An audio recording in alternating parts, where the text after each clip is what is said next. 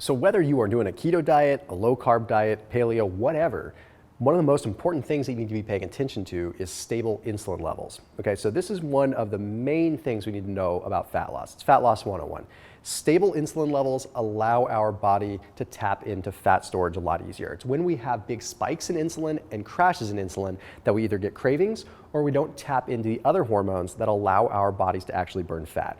See, insulin is known as the absorptive hormone. So simply put, when insulin rises, the cells become receptive to different things that you consume, including fat and including carbohydrates.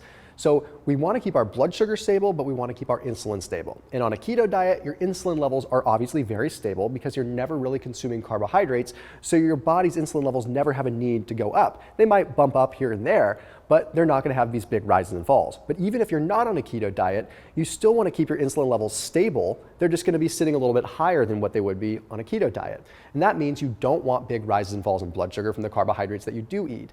Now, the hard part is you can't usually consume flatbreads or you can't usually consume pizza crust or things like that, whether you are on a keto diet or just on a low carb diet, because you're always worried about the spike in insulin. And cauliflower crusts are great, but sometimes you're actually looking for the bread itself. You're actually looking for that taste. Well, what's interesting is I met these guys. I met Ray, who actually owns Raise the Valley, and she makes these flatbreads that are a completely different style than what you could ever imagine. First of all, they are keto friendly in moderation, but more importantly, they don't spike your insulin, they don't spike your blood sugar. You see, they have 11 grams of carbohydrates, but 10 of them are fiber. And the cool thing is, not only has she managed to use almond flour, she's managed to use almond flour along with psyllium husk. So you get a high degree of fiber that's going to give it its fluffiness and give it its volume and taste amazing with an amazing texture. So good.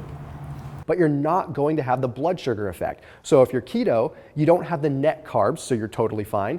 But if you're not keto, you're not going to have the spike in blood sugar that's normally associated with having a piece of flatbread or having a pizza crust or something like that.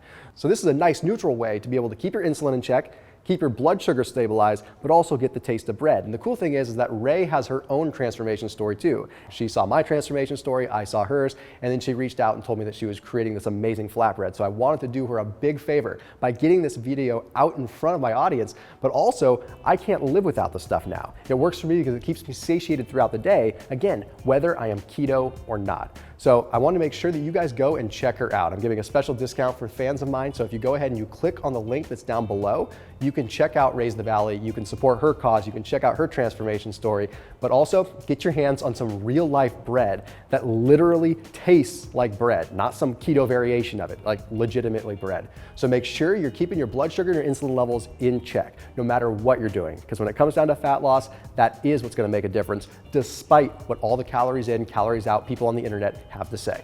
I'll see you in the next video.